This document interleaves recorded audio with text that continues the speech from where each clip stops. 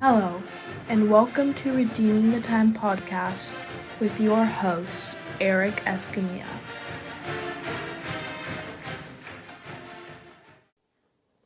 Tamika Hopkins-Sanders. Boom. This is Eric with Redeeming the Time. Today we have a special guest, and her name is Tamika. Tell me, where are you from? I was born and raised here in Lincoln, Nebraska, and yeah, I am one out of 10 siblings who stayed. Wow, 10.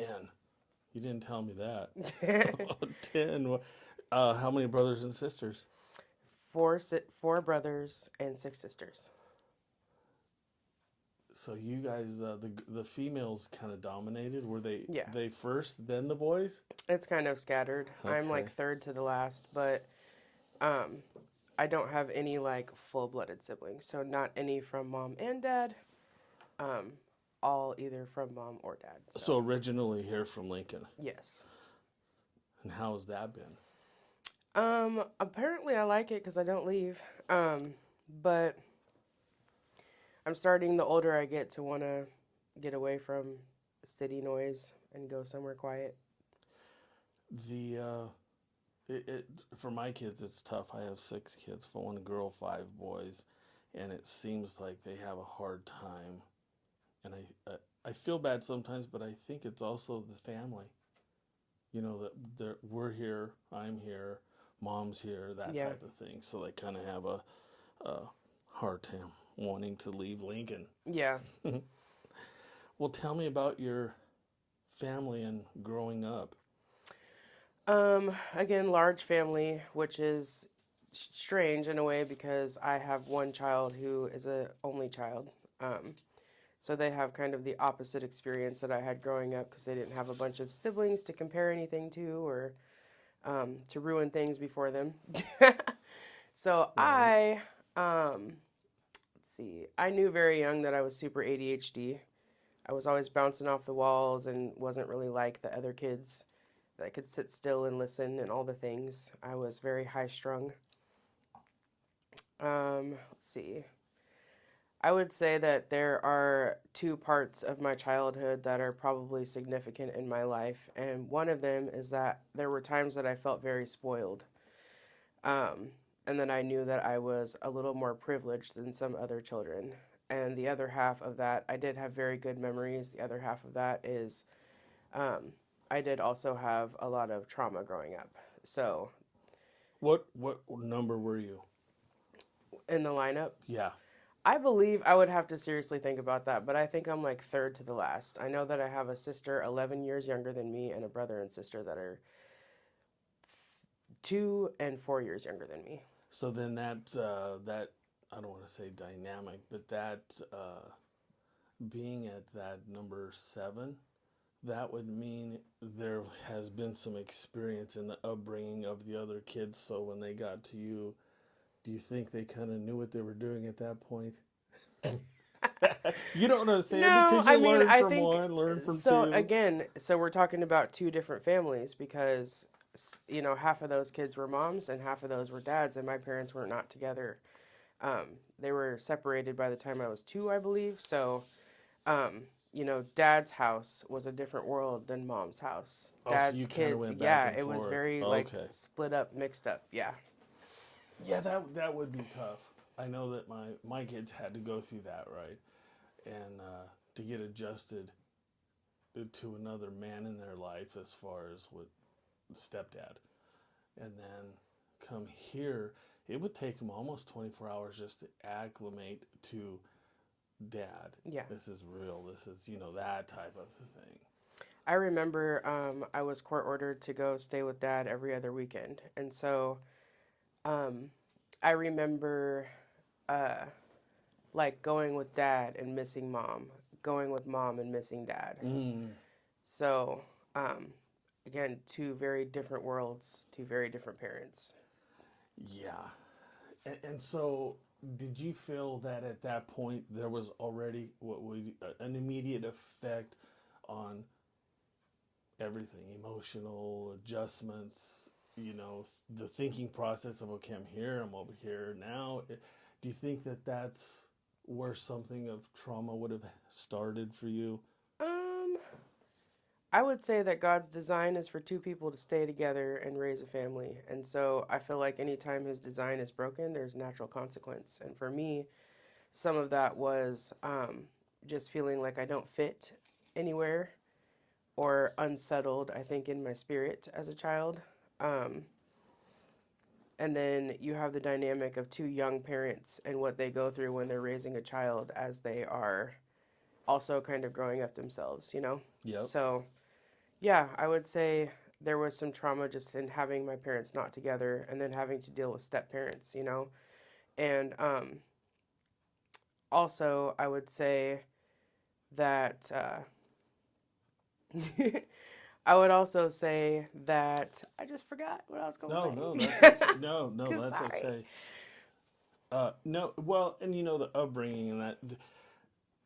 Part of why I ask is because not only does the audience want to know, but it also helps me because I haven't sat and talked to my kids. Well, what was that adjustment like? Yeah. It was a weird.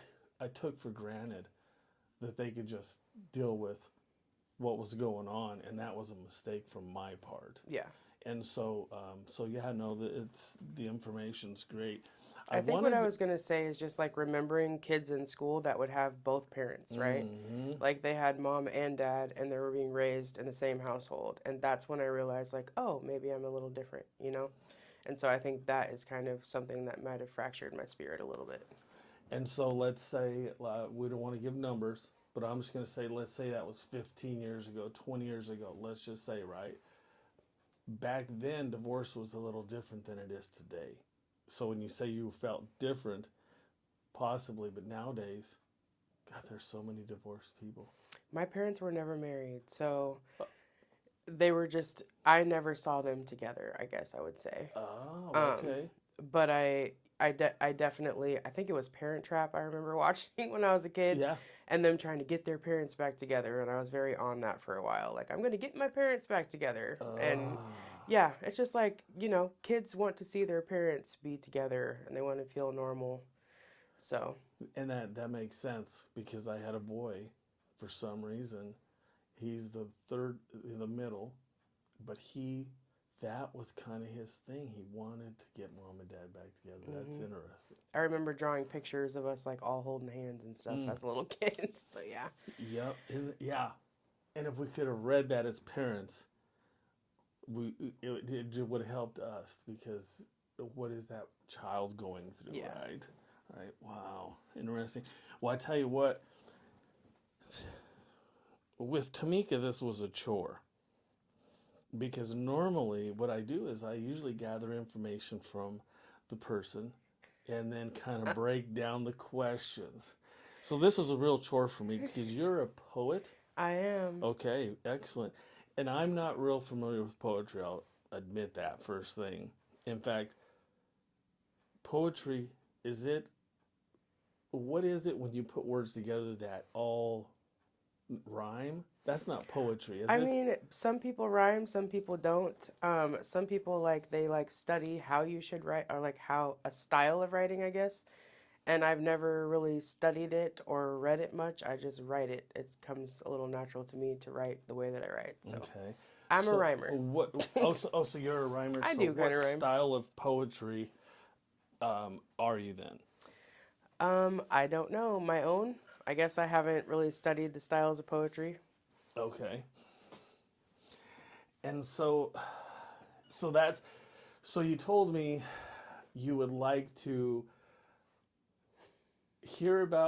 read about your life through the poetry, and it was totally cool. I've never had that happen Yeah. before, right? So I had a struggle. Sorry. No, nothing like that. It's just that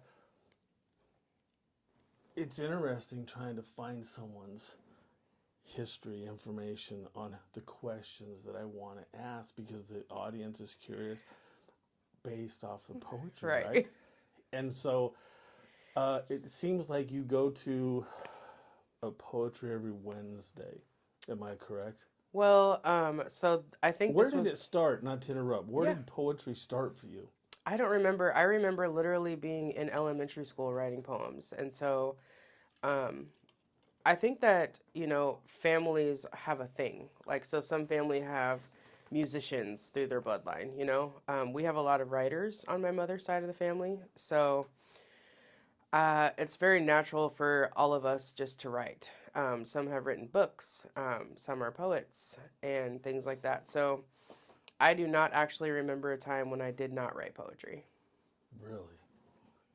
You drew pictures, family, and then you Um, went into poetry? well, that probably then it was like stick figure ish. Yeah, yeah, sure. But I've done a little different things. I've sketched and painted and stuff, but my thing has never changed from poetry. It's always stayed the same. So my poetry has morphed and changed, I guess, and has become more mature over the years and changed in style a little bit. But the biggest change I would say in my poetry is that before I sobered up 18 months ago, my writing was very dark and very hopeless. And now I talk a lot about God saving me and how my life looks now. So it's very hopeful as opposed to how it used to be. Isn't that interesting how the mind change, when people talk about addiction or they're not addicted or the mindset, it's a big difference. Yeah, For you, it went from dark to light, 1000%. and that's what sobriety does. You know, uh, how is sobriety for you? I would say for the most part, I feel very free being sober in a sense that the obsession to use has been lifted for the first time in probably 22 years. I remember feeling like, they would talk about in recovery, play the tape through. So whenever you think about maybe using, you should think about the consequence of what would happen if you picked up that first drink or that first drug. And I really had an inability, I guess, to do that for a long time. And when my life changed a year and a half ago, I'm starting to notice that the first thought I have, if I ever have a thought about drinking or using drugs, is immediately like, what is my child going to think? How are the people around me going to react? What is my life going to look like? I'm going to wake up. I'm probably at the first drink, I'm going to instantly feel remorse, like I messed it up. I do think there's probably a natural thing in every addict that, wants to think about like maybe trying it or whatever. But I know that it would wreck me immediately. What do you mean by the child? My child? Yeah.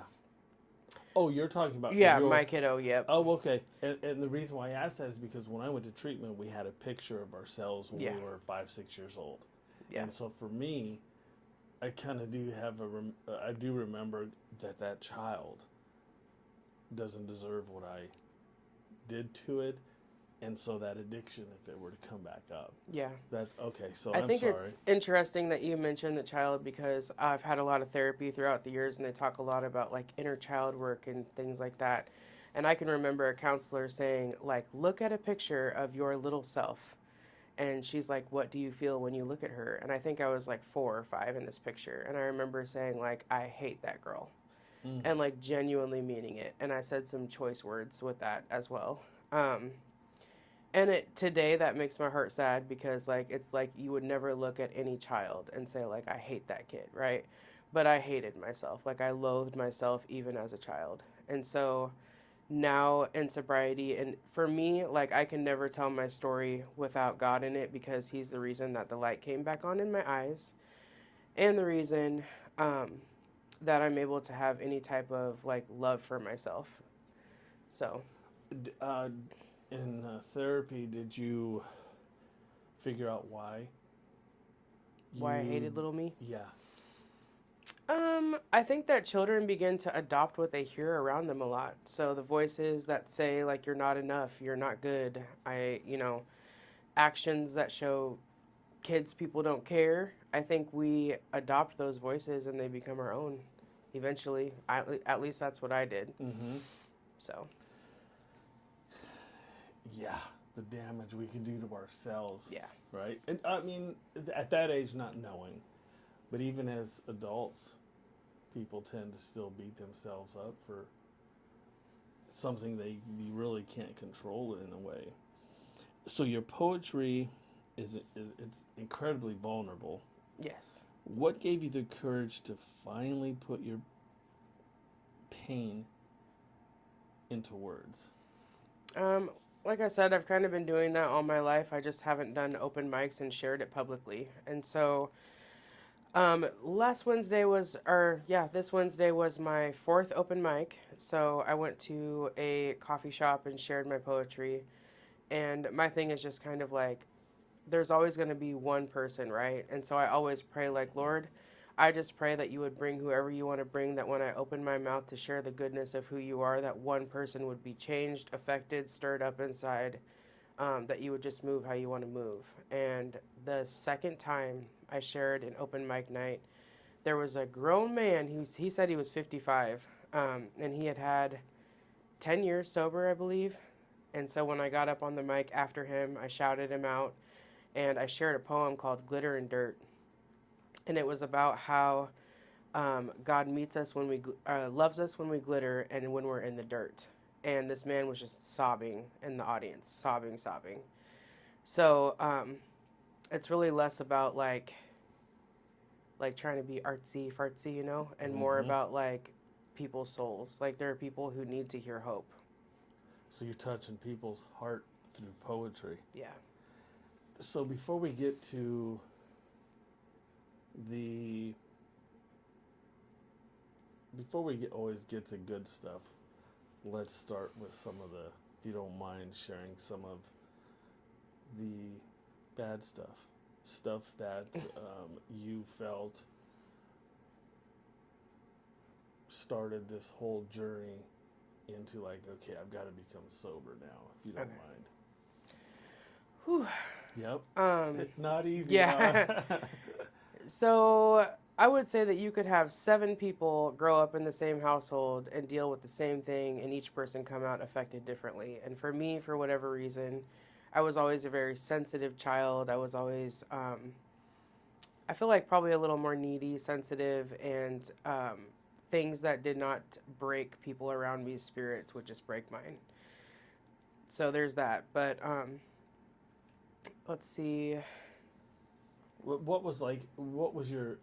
What was the addictions? Well, those also changed throughout the years. I would say one that never left was alcohol. Mm. And I also smoked a lot of weed, but I always hated it. And so I'm like, why do I even do this? But yeah, I hated weed. Like I had siblings who could smoke weed and be fine and function and all the things, and I could never do that. But I still put it in my body.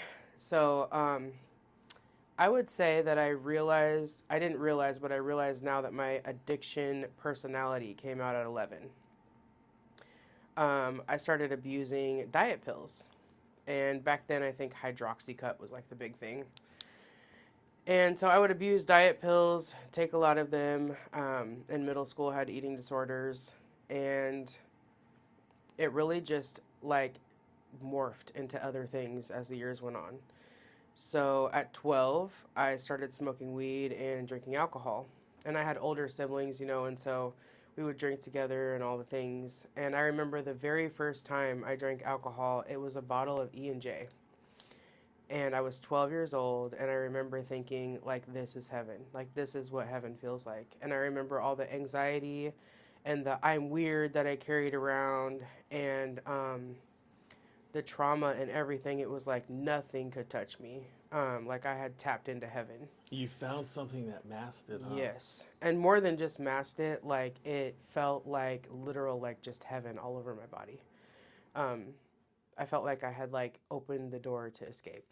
Um, and so I would say that I spent like my entire life, now I'm 37, trying to chase that feeling again and Mm. never got it, you know?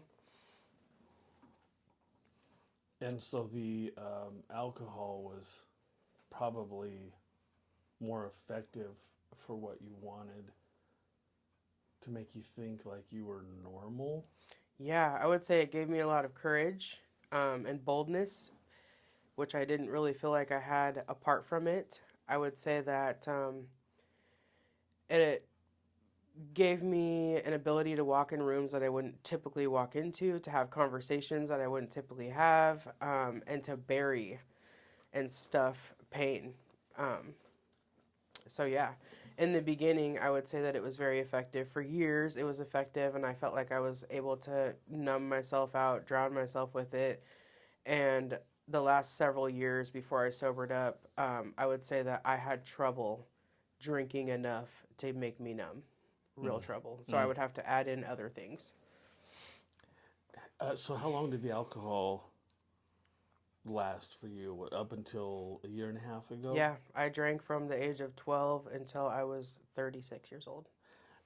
This part of the poem uh, was interesting, and it says in your poem you write, "I was dropped by the hands that were meant to protect me." And that's deep for me. That's deep. How did those early experiences shape the way you viewed yourself in the world? Hmm.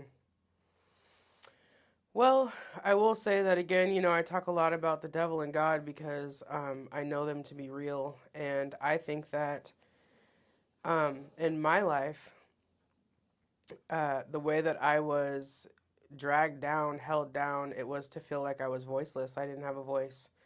And so when I would speak, it was like it was falling on deaf ears. My nose did not land, my whatever I would Yep. say, they weren't being heard.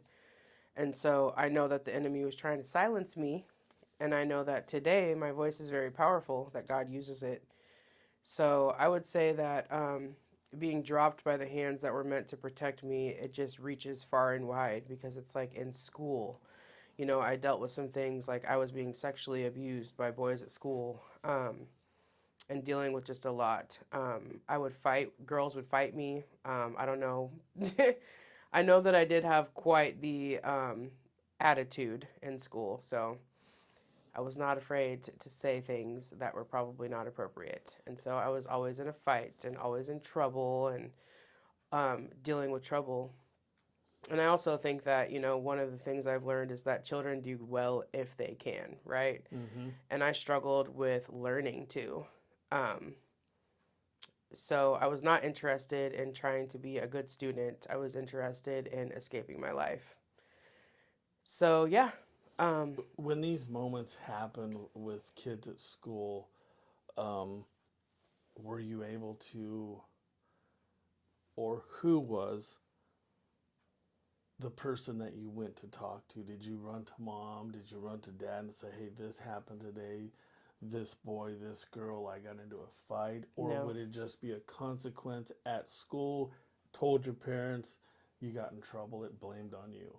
No, I don't think. I think my parents, if I would have spoken up, probably would have, not probably, they would have done something.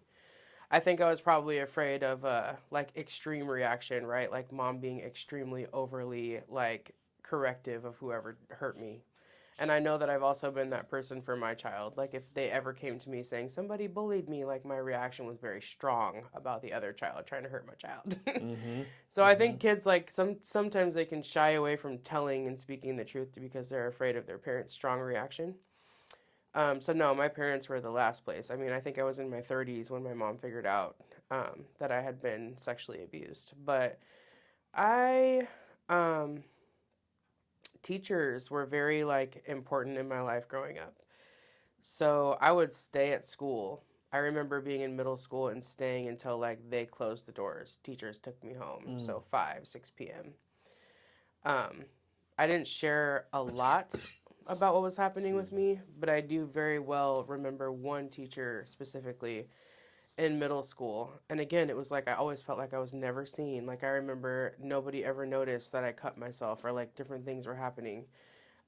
But there was a boy who assaulted me in the hallway between classes, and I told a teacher of mine, and she told the little boy, like, don't ever touch her again, basically, scared him straight.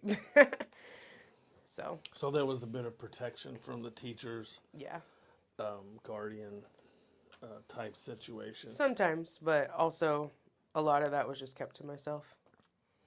You describe a season excuse me, that death felt like home.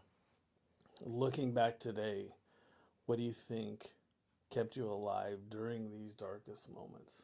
God. And it's like actually not a I think, it's a I know. I remember being in high school and I would climb out, I would go to the top floor and climb out the window during classes, and I would stand on top of the school. And I remember my feet walking across the roof of our school, and there were rocks up there. And I would stand on the edge and I would want to jump off, and I did that often. And I remember feeling like physically like something will not let me jump. Um, so I think going through everything I went through in life, the trauma, the addictions, the guilt, the shame of like what the addictions brought my life, I realize now that it literally was God protecting me. And sometimes I feel like people are like, God, where were you when I was going through this and that? And it's like He is in the fire, like He sits there with us. And You so, you noticed that then or no. as you grew? I probably would say in the last year and a half, I Okay. have come to a realization that, like, He was in every situation with me, that I was not forgotten and I was not left. Do you remember in these incidences, again, there's a lot to rehash, but at the same time, when you fell into these moments of alcoholism or marijuana, what was kind of what were you going through? Mm. Were you fighting something? Was it the substance just took over? Now I'm good. I was definitely battling suicidal thoughts. Again, very young, 11 years old, I think was my first time. I feel like an open door for suicidal thoughts came in at 11. Um, and so I was being pretty tormented by depression, suicidal thoughts, and addiction, very young. Were you able to reach out for help in that moment, or did you know it was depression? Did you know why the suicidal thoughts? Those. I did not. I actually remember the first time I had been cutting for a while, and I think the first time my parents figured it out, I had called a suicide hotline at 12, maybe, and told them that I cut too deep and I was afraid. And so they asked a bunch of questions and they asked how I was doing. And I was honest. And when we hung up the phone, I think it was maybe 30 minutes later, there was a knock at my parents' door at like 4 o'clock in the morning. And it was the police. And they wanted to make sure I was okay. So, mom's up out of bed in her robe, like, what is happening? And they're like, your daughter is dealing with suicidal ideation. So that was the first time that I had gone to CAPS, which was like a mental health hospital for kids. Um, and, again, throughout my life, places that I frequented were rehabs and mental health institutions. Um, yeah. Did they help or They kept me alive during the times that I needed to be kept safe from myself. did they educate you? I mean, was it just a? I guess I picture like a hospital, Yeah. and you have your own room. Are they? Is it medication? Are they checking on you? Do they educate you on what you're going through? I remember probably one of the first several times as a child being in a place like CAPS, which was, again, the mental hospital for kids. I remember there being a young teen girl who was pregnant and she was screaming and she was in like a room by herself where she couldn't have anything to harm herself with. And I remember feeling like traumatized by what was happening around me because it was a lot of chaos, a lot of young people in just despair and like mental anguish. And I had felt it, but I had not seen it in other people. And so Mm. I think they do try to teach you a lot about like mental health and different things, right? But it's just like anything else. Like you have to hear something a million times before you begin to pick it up. And I think the biggest thing that those places did for me, and I resented people as an adult who would call the police on me when I was suicidal to get me put in there. But now I thank them that they like took part in saving my life because I wanted to end it so much. But Yeah, I mean, there were times where they like saved my life because what they did was like take away the ability to hurt myself with anything. And this was ages what to what? I was 12 the first time I went to CAPS, and the last time I went was probably a year and a half ago.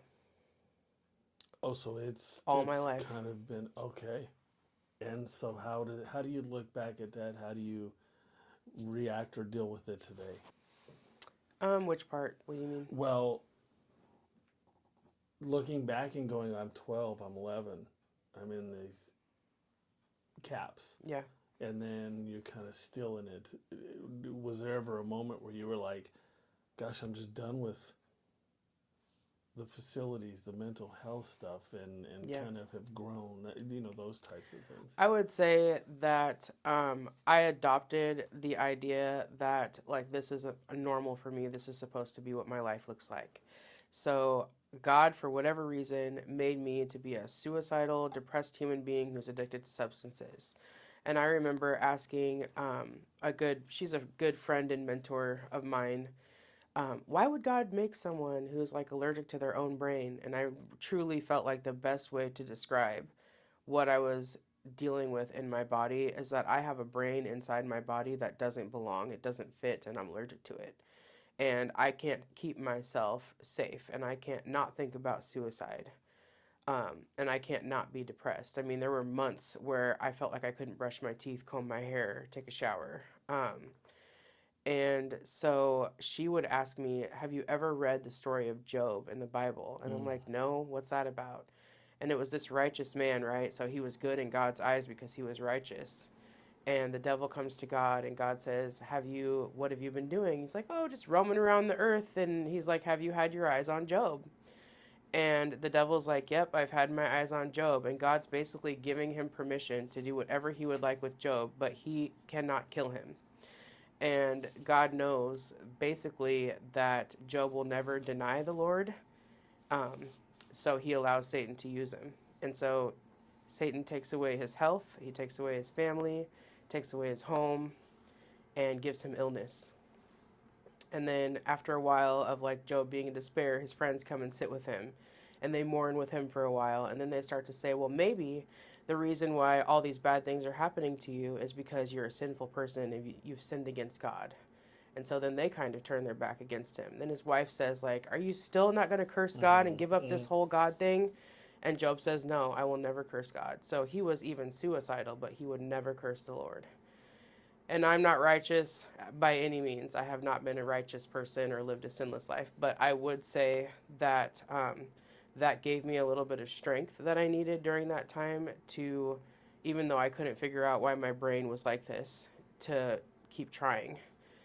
Um, and so I would say that during that time, I just believed that this was supposed to be my life. And then when God pulled me out of the darkness, out of my addictions, I mean, He stripped me of meth addiction, cocaine, alcohol, cigarettes, coffee, weed, morphine, all the things at once. So then and you did dabble into other. Oh yeah. Okay. Yeah. Okay. And everything I said I wouldn't do. So I will not do hardcore drugs. I will never do this and I will never do that. I did them all. So, What? And not to interrupt the yeah. great story, but it's what led you to meth. Yeah, okay. So, that was one of those like I would never. Like I made Mm-hmm. fun of people who did that. I judged them harshly and I was like I will never touch that stuff. And I was actually at someone's house and I loved cocaine. So, cocaine was my thing, and I had a perfect cocktail every time I would do it. It was cocaine, weed, and liquor all together, and I felt like euphoric.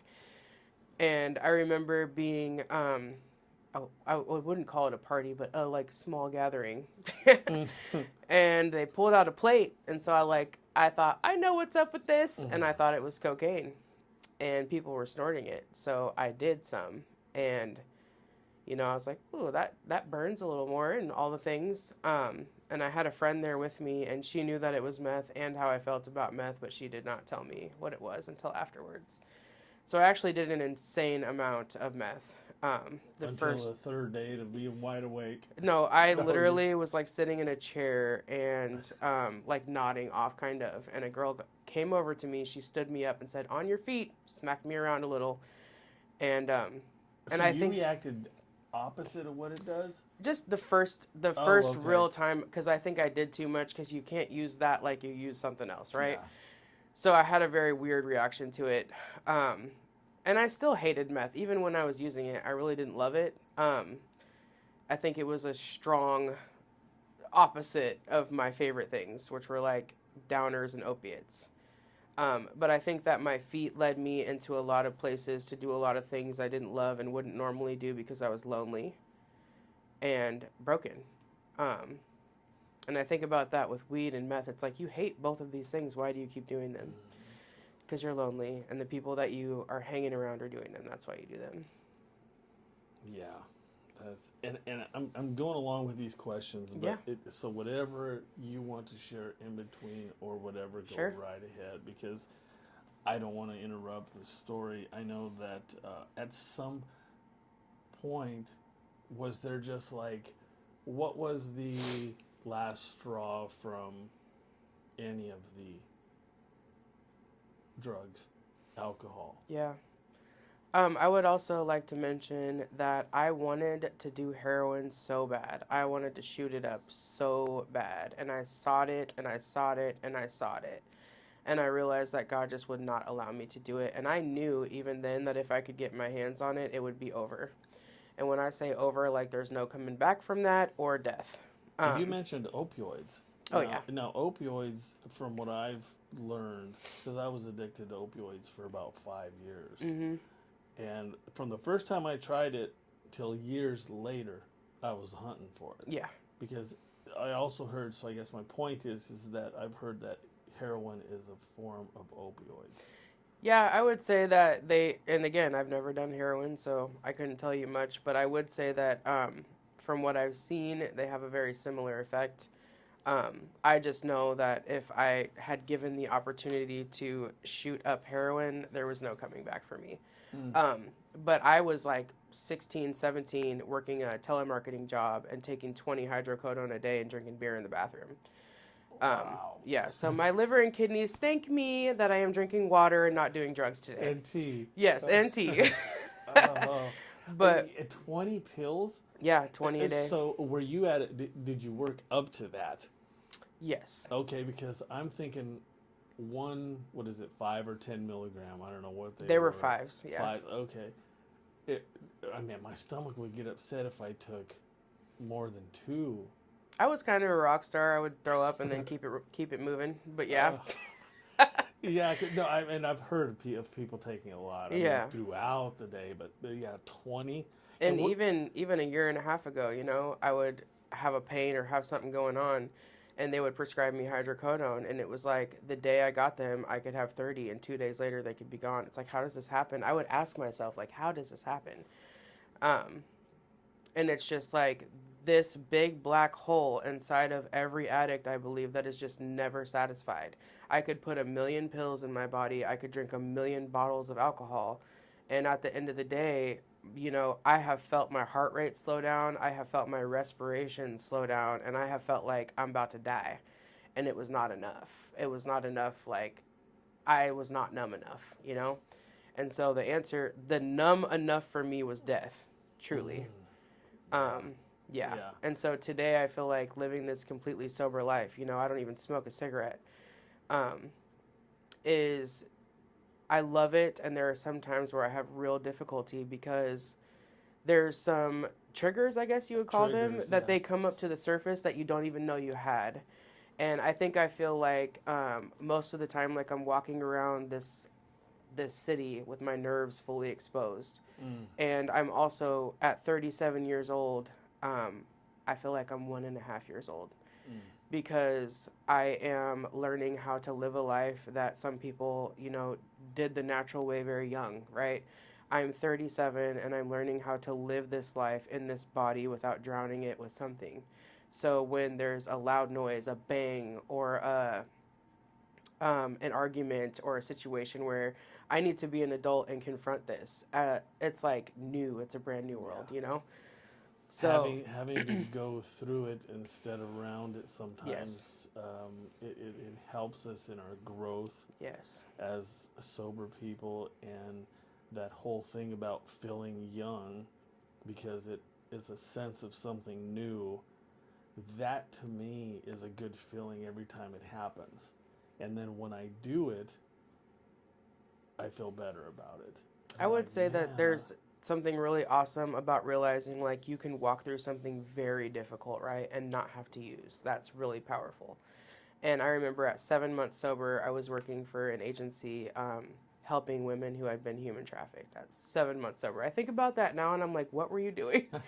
But so that was the first experience I had in recovery with trauma emerging. Um, so I was in a task force meeting and there was a woman sharing about her story of basically being trafficked. I've never been trafficked. I just have had a lot of trauma in the sexual department. And so she's sharing her story, and I'm sitting in this meeting, and I'm like, I am 7 months sober. Um, yeah. And kind of having like imposter syndrome about my job, I guess.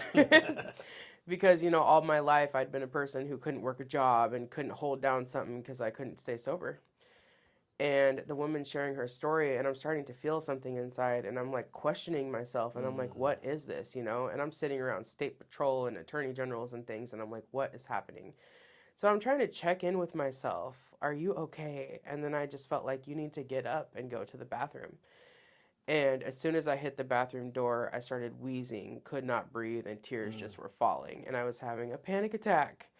And so, yeah, 7 months sober was the first time that I realized, oh, you still have trauma and you can't control your body's reaction to it.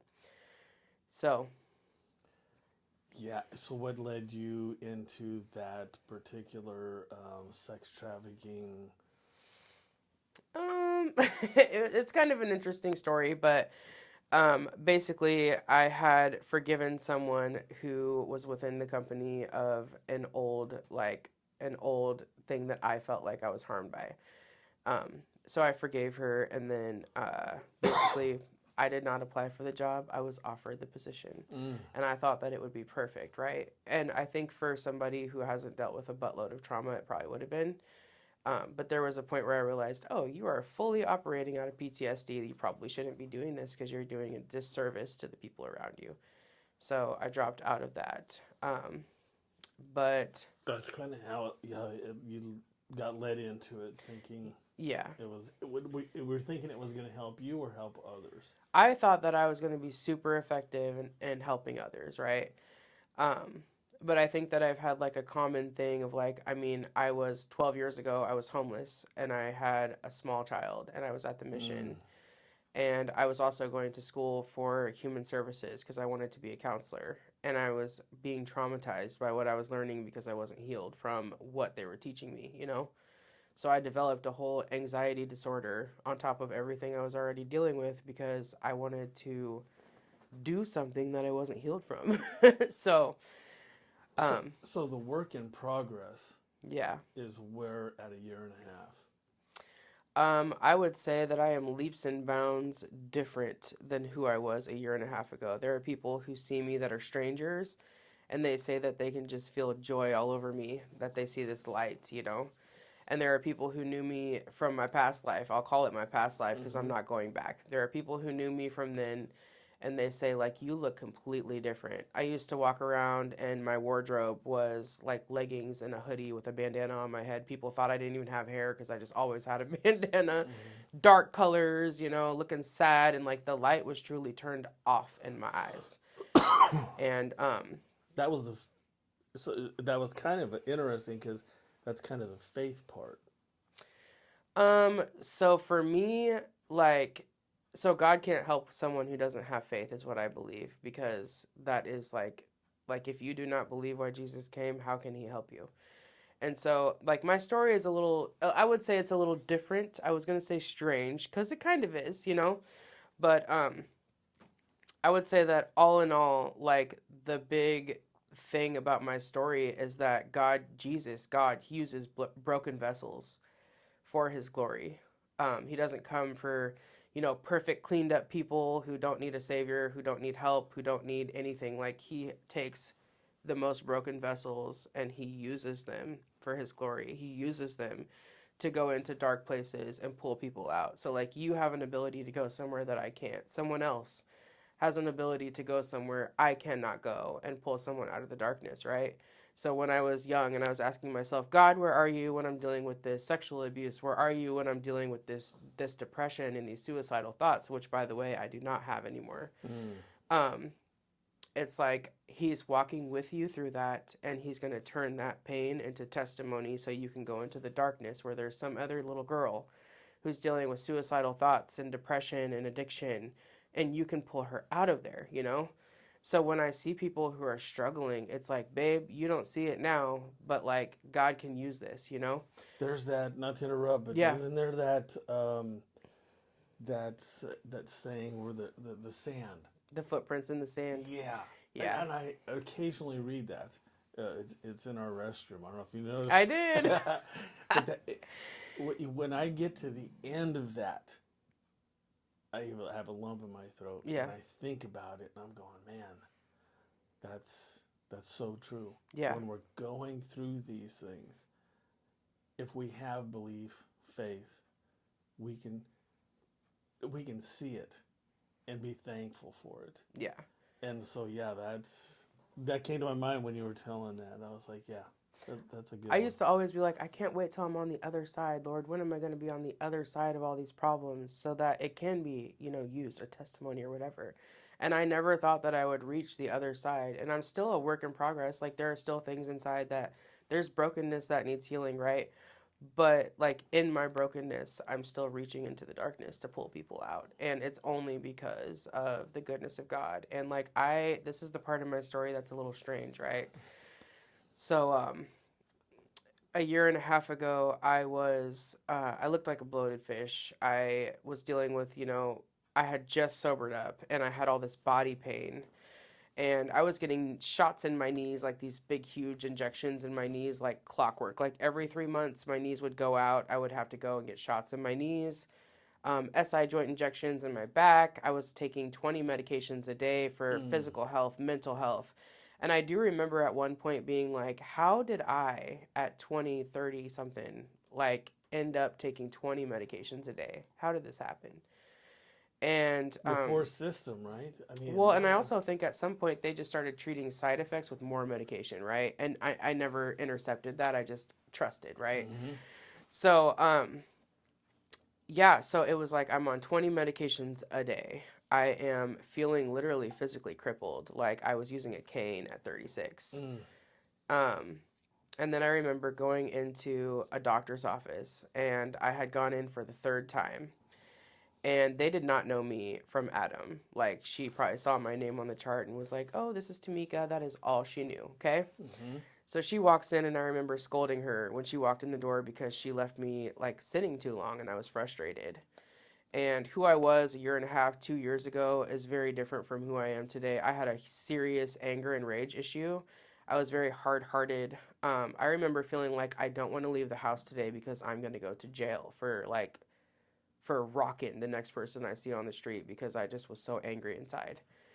And so she comes in, I scold her for making me sit too long, and she says, God wants me to tell you something. You're pissed because you sat too long. Oh, yeah. I'm like, I've been in here for 30 minutes. Who does she think she is? I was pissed.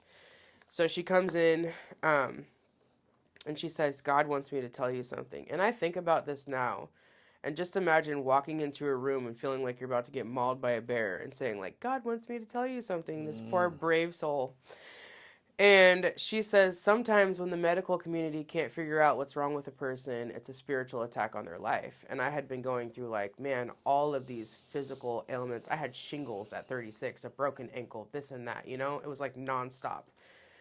And so I just like zoned in on her and I was hanging on to like her every word because she did not know that I was suicidal, that I was I was going to buy a gun and take my life because taking the pills and trying to hang myself and doing this and that, it wasn't working. I'm like, God keeps waking me up and it's pissing me off. So I need to take it further. So I was going to absolutely end my life. And she said to me that, and I was hanging on to her every word. So she basically was like, I'm lightening this up a little bit, but her husband had an ability to see spiritual things that are afflicting people. And she was like, we would love to pray for you. And I'm like, this lady's going to get fired or something. Like, how is she talking about this in a doctor's office? So I came into their office on a Saturday and again, never met her husband. And he said, God told me last night that he loves you very much, but you've opened a lot of doors. And I'm like, what does that even mean? Like, I know I've lived probably a not awesome life in God's eyes or whatever. So he begins praying and he's like, have you accepted Jesus into your heart? And I'm like, oh, I've been a Christian all my life, very cocky, like. So, long story short, I put a Bible on my heart and he prayed the gospel to me and had me pray it back. But he said, like, I cannot be the reason that you believe. You have to really want to believe. And so I was just like, thank you, Jesus. Thank you, God, that you sent your only son to die and pay for my sins that I can't pay because the wages of death or the wages of sin is death. Thank you that you rose 3 days later and that you live, And I asked his Holy Spirit to come into my heart. And the pastor starts praying and he says, Lord, would you take her heart of stone and give her a heart of flesh? And I felt inside my chest burning, like in the physical, it was burning. And I'm like, my chest is burning. He's like, he is taking your heart of stone and giving you a heart of flesh. And that anger and rage that I dealt with all my life, and it was gone. Like, I mean, I cry at the drop of a dime now about everything. And I do have a very soft, big heart, And so I know that God did that for me. Miracle. Yeah, literally. And he's like, death, suicide, come out of her bloodline. And he's casting infirmity out of my bones, right? This is not going to be your typical podcast, friends. So he's casting things off of me, up and out, and I can feel them leaving. And that was the day that those addictions broke off of me. A week later, I heard him say in my spirit, you're going to quit cigarettes and coffee today. I smoked for 26 years. I was drinking 2 pots of coffee loaded with sugar and creamer every day of my life. I was literally drinking a 4-pound bag of sugar a month. And I was just sick, So I woke up the next morning and went out to smoke my normal cigarette, and my whole mouth went numb, and I didn't love it. So I came inside and I threw away every cigarette and the coffee pot and the lighters and never picked them back up. And I remember my brother saying, like, you are insane. You quit cigarettes and coffee in the same day. And I was like, God took it, though. I didn't feel any type of, I need a cigarette, no type of craving, none, nothing. Never wanted to pick it up again, could stand around somebody smoking and not have an issue. And so I guess, like, my story, my mission is to tell people that, he lives, right? Like, so we may not physically see him, but, like, he's pulling people out of the darkness every day, and I see it all the time, and I'm not unique, right? Like, it's for everyone. And so, sure, I So probably God finds you unique, right? finds me unique. You unique. No, Don't you? Okay. I don't think so. I mean, maybe. I think, like, how does a father find his children? So we love our children, right, unconditionally, equally, but they all need something different from us. And so I think every person probably has a unique relationship with God, but does he find me? Yeah, I mean, maybe he finds me unique, but probably not in the sense that we would find ourselves unique. Yeah, of course. Yeah, I think I'm just a broken vessel that he uses. So what does from crumbs to the table mean? Yeah, so that poem I was talking about, and I have a good friend, Rocio. She's always like, she's also a spiritual mentor, powerful prayer woman.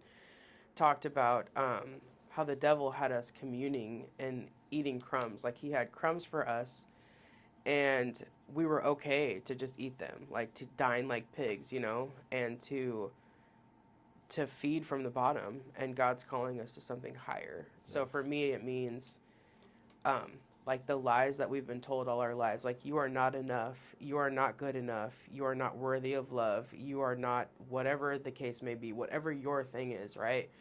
Like, those are lies that God has not spoken, that he has not called. So when I talk about he's called me into communion with a king, it is like the life that I believed was for me has nothing to do with the life that God has for me. Mm-hmm.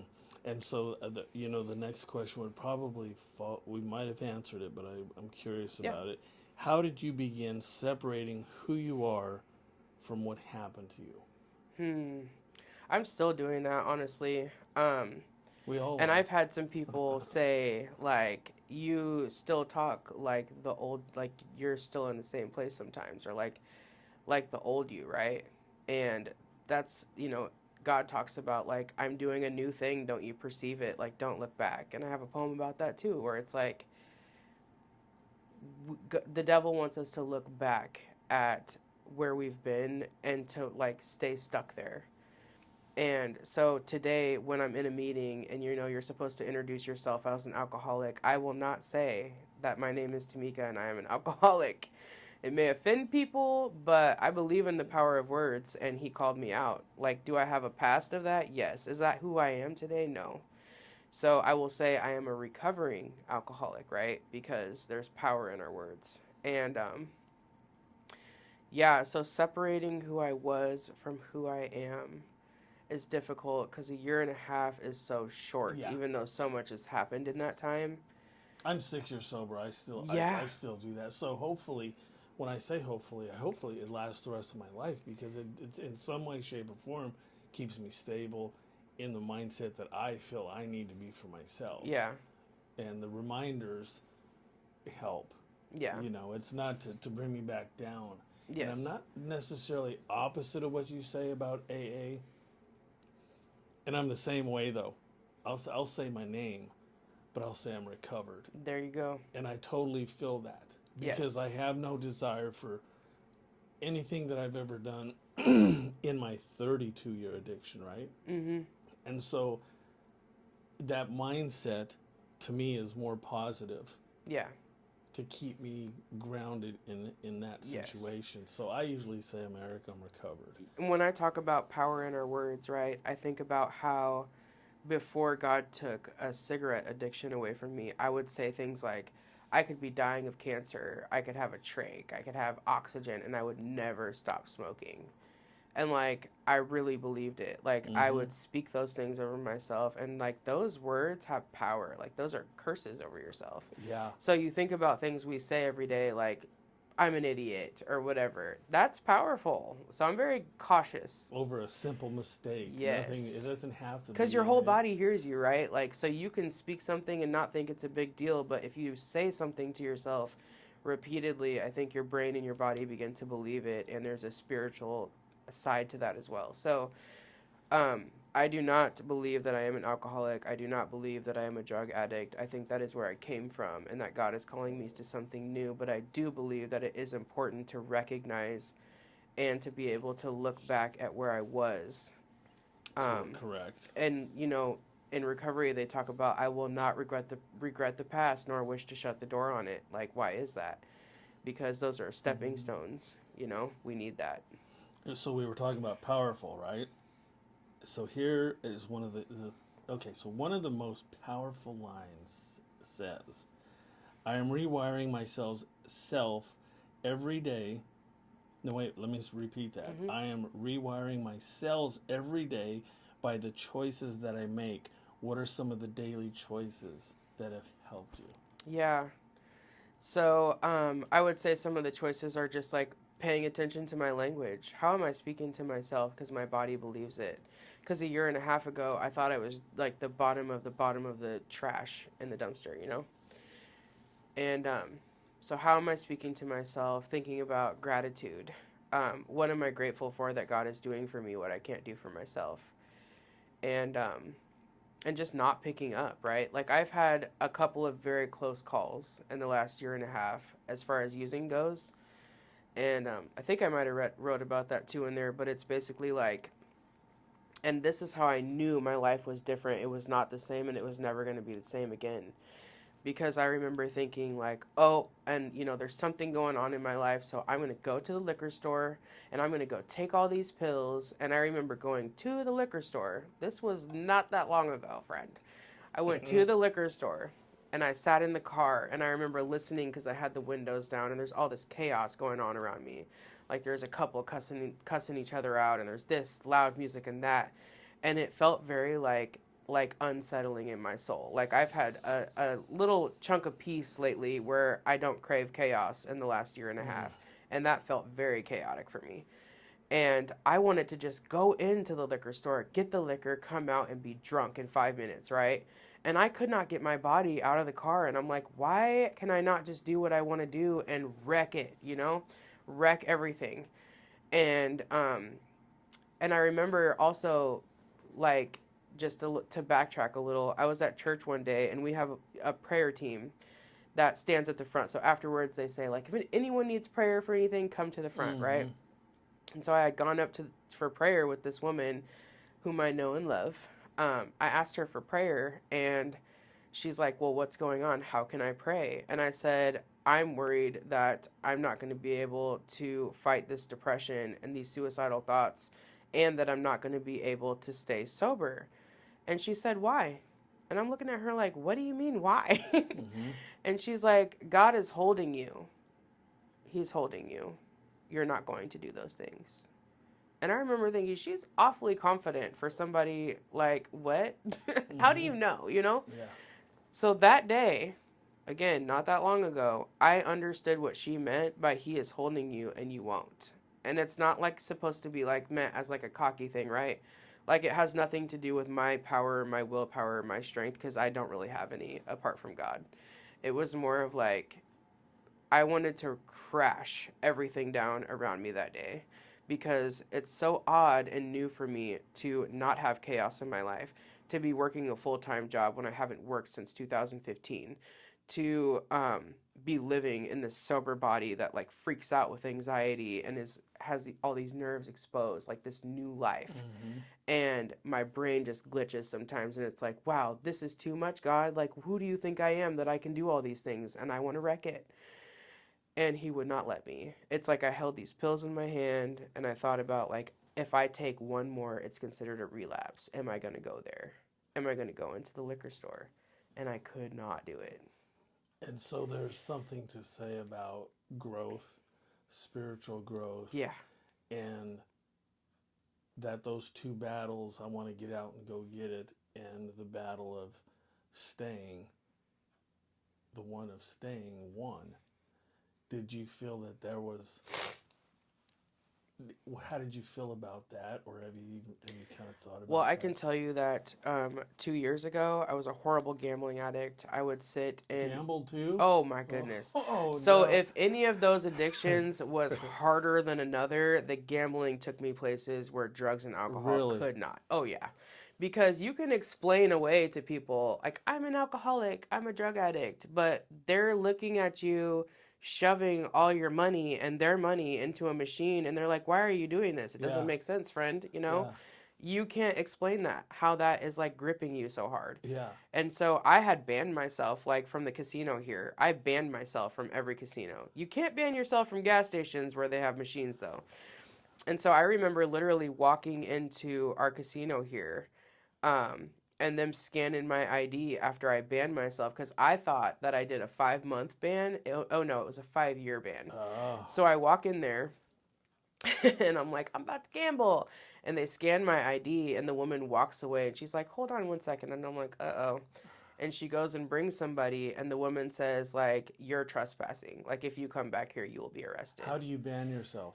I remember, like, I was in treatment, and it was for gambling addiction, and I thought that the treatment center was just going to help me with my gambling addiction. We are not going to talk about or touch my drug and alcohol problem, right?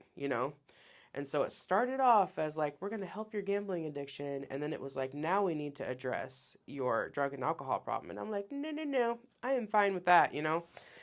So in that treatment facility, I ended up signing a ban. And they ask you, they don't make you do it, right? Okay. But I'm thinking 5 months, no friend, 5 years. So I would have gone to jail if I would have gone back. So I left, but it wasn't too much of a problem, right? Because gas stations have all these machines. So I would sit, and I'm trying to avoid using names of places, right? But I would sit inside a couple of gas stations from the time they opened at 4 in the morning until the time they closed at 10, 11, 12 p.m. and just feed my money. And I was on Social Security, so it wasn't just my money. I could put my entire month's income into that machine in an hour and it'd be gone. So then I needed to get some from other places, right? Because I don't have any more. Yeah. And then how am I going to feed my family? How am I going to put gas in my car? How am I going to buy cigarettes, drugs? How am I going to do these things, you know? And it's like those were afterthoughts. I couldn't even get to those thoughts. I just needed to get into a seat to stick the money in because Yeah. that's where my, you know. What not to interrupt you, but No, you're what good. was what were you looking for? Because you take a hit of meth, marijuana, or take shots of alcohol, Mm-hmm. you get an effect of some Yep. sort, right? What did the gambling give you, or did you need? Yeah. So the first time I gambled, I think I was 21 and it was my birthday. And my parents took me out to the boats and we gambled. And I remember, I think everybody else knew on day one, oh, she has a problem. Like I didn't know, but they did. Mm-hmm. Because Mm-hmm. I didn't want to leave, you know? And that first time I won, right? And so when you win, it's like this false sense of like, oh, like that's how it's going to be. Like I'm going to win. I can trick the machine. I can do Mm. this and I can do that. But even deeper than that, though, um, like the way that addicts are wired, I think it's like a quick dopamine hit, right? Like normal people, like they exercise over a long haul to achieve a goal of something good, right? And we need that goodness in like 10 minutes. So I'm hearing sounds and lights Mm-hmm. and bonus rounds, you know? It's like all the things are very addictive and they know what they're doing when they make Yeah. these things, right? And I was one of the people that it just drew me in. I remember seeing ex-football players stuck at the machine like I was and like people who had good lives that are like putting their lives into this machine and like trashing them, you know? Yeah. So, then I would start to borrow money from people, right? And it was like, and I remember like it got so bad. It's like Losing money all and of the borrowing money. city, of all of the state of Nebraska, I borrowed from, and still to this day, that's gonna have to be an amends because Yeah. that's deep, you know. But that Um, gives you some peace when that happens. when I am able to make it right, I will be at peace. Yeah. But I know that I've hurt a lot of people in that gambling addiction. So I would start to borrow, and I remember waking up and seeing that, 5 people blocked me on Facebook this morning. 5 people blocked me last night. 6 here, 6 there. And All so, because of oh, the. because the money. It was a Oh, problem so got it. bad, so Mm-hmm. bad. Because I put my whole month's rent in there in an hour, remember? So now I need to find a way. And then somebody introduced me to gambling on your phone. So I didn't Mm, have to go anywhere. I could just do it at home. And that took it again. It's like a whole new level, right? another I level. couldn't leave my home. And it's crazy because I would win sometimes. I'd win $6,000, $5,000. And you would think that, like, oh, take it and do something, right? Like, Or run pay with back. it, do something back into the machine. It's like crazy. Like, it's truly insanity. And you know what? That leads me into the next thing. You know, a lot of times people will talk about when I tell people about the podcast Mm-hmm. and they don't have, they're like, oh, I don't have an alcohol or a drug addiction, right? Or they always think it's drugs and alcohol.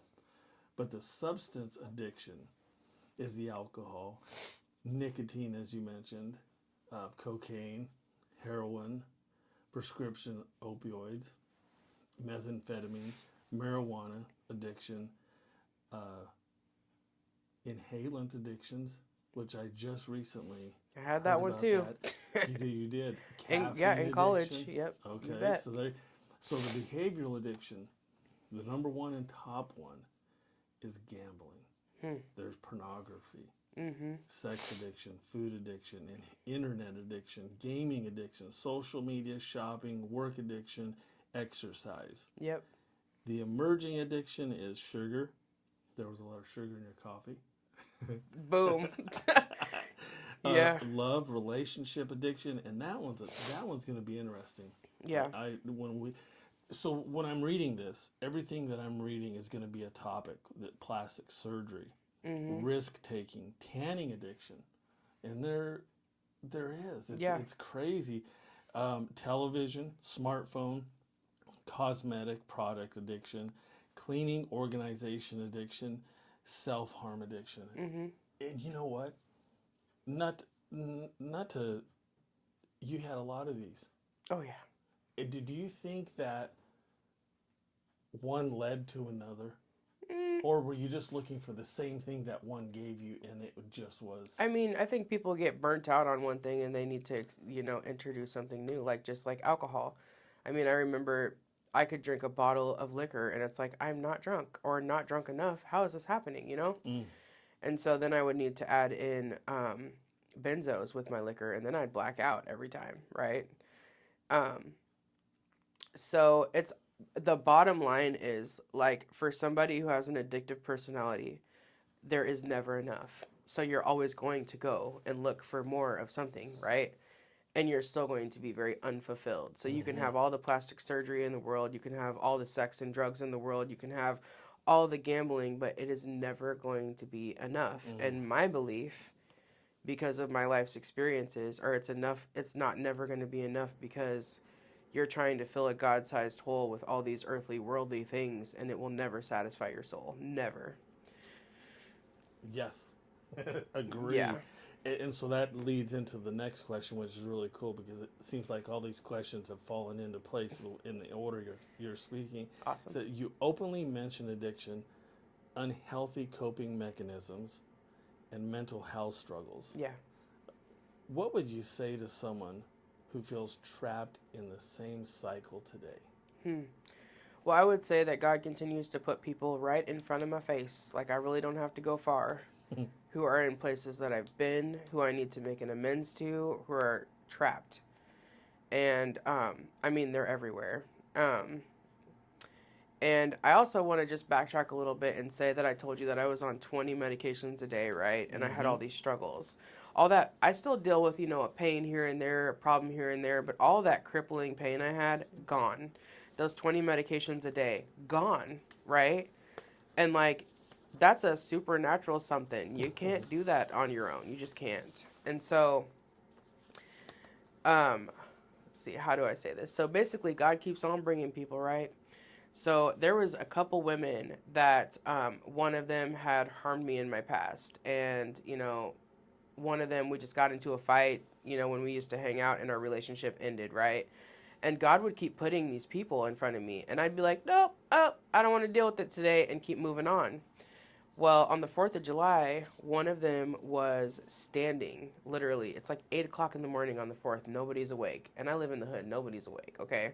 Girl's standing on the curb, and she's throwing firecrackers in the middle of the street. And so she's here, and I'm driving by, and I'm like, okay, God, this is like the third time I run into this girl and said, I don't want to talk to her.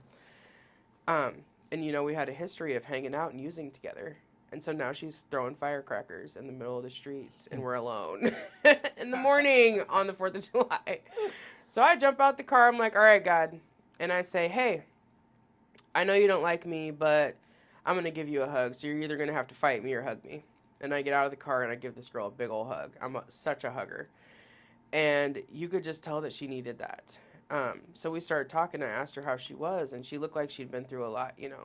And I find this to be so typical. So when I say, like, he will send you places to pull people out of where you have been, that is my experience. She's been addicted to substances, she's had a very hard life.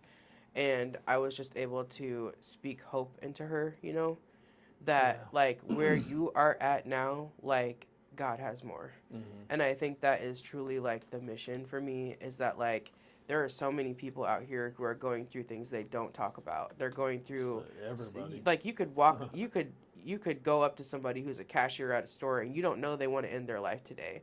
But God does, though, and he'll send somebody. And so, yeah, I just want to breathe hope, life into people and let them know, like, I am a living, walking, breathing testimony of miraculous things. Like, I'm not who I was, and it's not due to me. Yeah. And he wants to do that with you too. And I think when I say everybody, it's what I mean by that is that I have yet to meet somebody, even in a Christian environment, there's something. Just if it's one thing, there's always something. And it's not so much that they're in the depth like we were or are, because they could have that faith or whatnot. But I believe that everybody in that everybody, if they were to just share it, and that's what I like about the authenticity, the transparency, and the honesty that I look for in people, because usually that's where the key of everything ends up coming out and helping. And I love talking with people. That's why I love doing what I do, is that I love to hear people because they're honest. Yeah. You know, they're not hiding. They shouldn't hide. Yeah. And growing up, it was sweeping it under the rug. And when you do that, eventually it's going to catch up and you do something you shouldn't. Yeah. You know, I had a question. You have a boy, right? Yes. And this was How to Be Bad. Ooh, I forgot I sent that one. And this one here for me is always hits me because I have kids, and the effect that my kids had growing up later in life really stemmed from me, right? You described the pain of feeling like an unbelievable, unavailable mother. How was your healing journey how has your healing journey affected your relationship with your child? Oof, I can feel the emotions already wanting to just rise up from just and that. I'm not trying to draw that out, but my thing is with the kids. Yeah, it's absolutely important. It's almost daily. So How to Be Bad was a poem I wrote before God saved my life and changed it. And it was basically talking about, like, I am bad. Like, this is who I am, you know, how to be bad. And I think so first of all, I will say that I have raised my child alone for almost 18 years. And when you do that, like, you don't get days off, you know? And so you can be depressed, you can be suicidal, you can be addicted, and you don't get days off. So your child is witnessing, right? Like, your struggle. The real struggle. Oh, yeah. Like, oh, yeah. And so I think in the 17 years that I've just been kind of running from myself, my child has been dragged through the mud through that. And so I do remember, like, doing step 1 in recovery and writing the step out and then sharing it. You know, sponsorship was hard for me too, because, like, you need to be vulnerable and tell this, strange woman all of your deepest secrets, and she's going to help you heal, right? And I'm like, I don't actually trust anyone that much, and I could never keep a sponsor ever. Because I would always relapse and they'd be like, she's very unserious, we are done. And so I think I had some trauma about sponsorship. But anyways, I'm working on step 1. And for the first time in my life, I remember having one single memory of my 6-year-old saying, Mommy, I don't like it when you drink and drive. And me saying, then when you're an adult, don't drink and drive, right? And then it just, like, opened the floodgates of all of the ways that I fell short as a mom, trying to navigate life being addicted. And so I think there were a lot of ways that I was a very good mother, right? And there were a lot of ways that I wasn't. And I think part of that was being in the room and not being present because my mind was elsewhere. So, I think my kid's going to have to be on their own healing journey as far as that goes. And I really don't know many people who were able to get out of their childhood unscathed because there's no blueprint for parenting. And, a lot of us had kids young. I was 19 when I got pregnant. So I tell my kid all the time, I was literally growing up with you. So a lot of mistakes were made. Yeah. For sure. Yeah. Totally understand. But I think that it's like, and I can't, again, in my own strength, prove anything, but it's this thing where I think my son is starting to realize, like, oh, this is not a phase. Because in the beginning, I was fresh and new, like, and there's a chapter in the big book about the family afterward. And the first time I heard that, I went crazy because I'm like, I felt like Charlie Brown's teacher was talking. It was like, wah, wah, wah. And it's like the alcoholic or the drug addict, like, they will have this new revelation, right? And they will be pulled out of the darkness and catapulted into a new dimension. And they'll kind of, like, forget their family, like, in the process, right? And they'll want to talk about God and this and that. And so I had to really look at that and realize, like, your child just witnessed you go from death, literally, to life. and they have to be able to process that. Yeah. And so when I'm like, I've got this new life and I'm ready to rock and I want everybody to be on board, it's like there are people who you kind of drug through the mud that have to go through their own process now. So I think just realizing that in 7 months, in a year and a half, like those things don't just automatically heal the people that you were a tornado in their lives, Yeah. you know? So I try not to adopt the idea that I'm responsible for healing my child at almost 18 years old, but just that like God is going to take him on his journey just like he took me on mine, and that I need to be able to not allow that to shame me back into old behavior, Yeah. old beliefs, and addiction, because And shame just makes you ineffective. yeah. And that's why I have the trust. Yeah. And that's what we have to have. Yeah. And I think that that journey for him could be stronger and make him stronger seeing what his mom is doing. Yes. And with 6 kids, the 5 boys, they're going through that. Mm-hmm. And everybody's time is gonna be different for everybody. So for me, it's not happening overnight like I Right. would like, but that process again of that patience and growing with him, just like you were young, had a young child, you grew with him. Now you're in a new life, Yes. and you're gonna grow with him. Right. And it's And not a phase. Like I think my son is starting to see this is mommy's not in a phase, right? Which is cool. But yeah, I think that God is a redeemer. And so when you asked me to share on your podcast, I'm like, oh, redeeming, like redeeming the time. I'm like, okay, so God has redeemed and restored my life.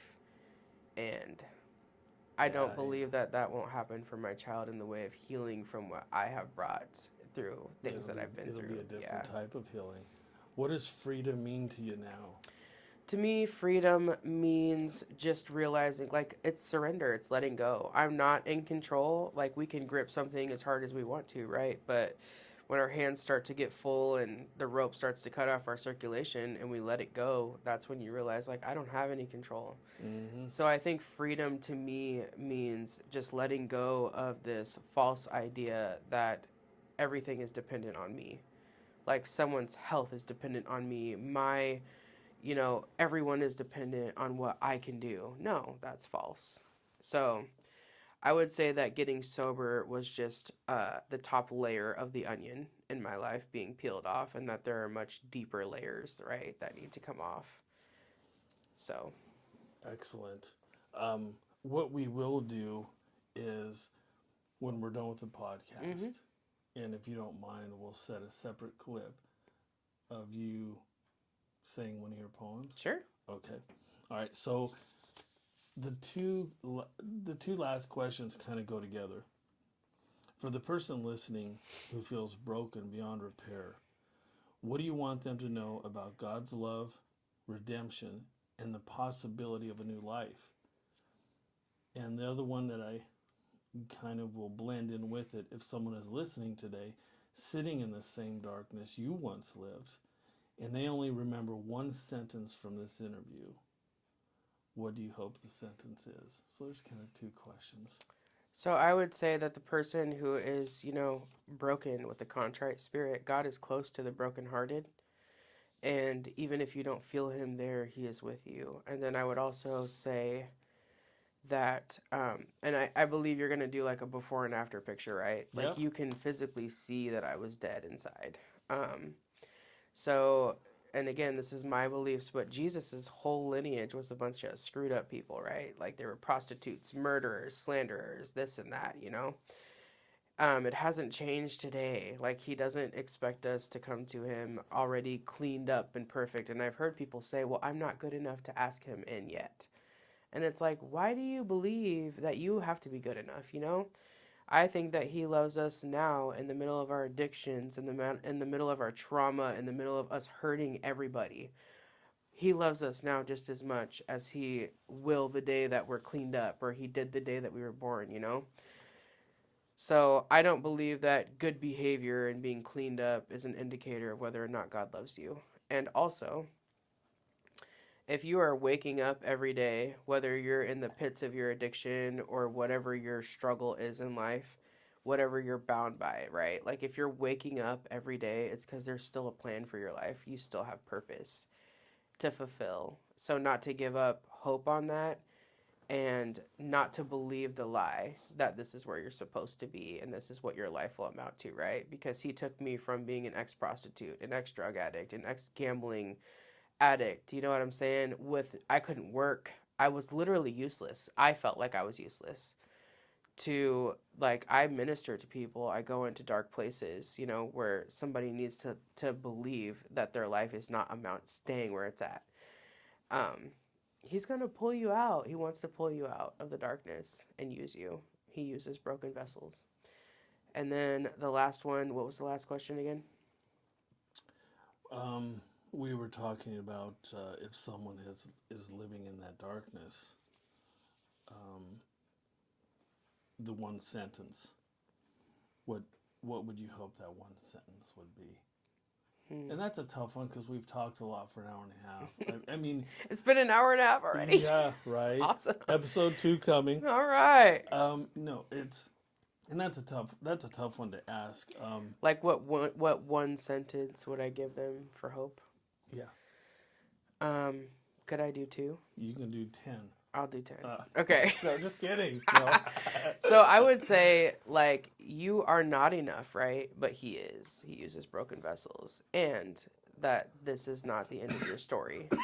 So basically, again, like, this is not the end. So I just really want to give people who are in a dark place hope that, like, this is not it. Like, you just need to hang on and keep seeking him. That's good. That's good. Tamika Hopkins-Sanders. Boom. Thank you so much for sharing your story. And like I said, this, you know, the hour and a half flew by, to be honest with you. I know. I'm like, wait, it's been what? It felt like 30 minutes. Love that.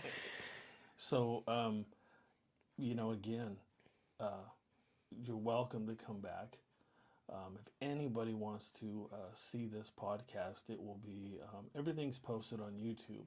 We are on all social media, so we'll take clips and we'll put them on TikTok, my personal Facebook page, and the Redeeming the Time Facebook page. We're on X, Instagram, and so this isn't the last of Tamika. I think we'll have her back on, and it was a great story. And again, we will put her poem. Which poem are you gonna surprise him? I could do Father, King, and Counselor. Okay. So after the podcast, we will follow up with that, and she will share a poem with us. And again, thank you, everybody listening. And Tamika Hopkins-Sanders, thank you. Thank you so much for the opportunity to share. Hopefully it helps somebody. It sure will. All right, thank you. Running from truth, running from lies. Hey, 32 years, just chains on my mind. Grace showed up, said redeem your time. Fell down hard, but I got back up. Straight at the bottom for a living cup. New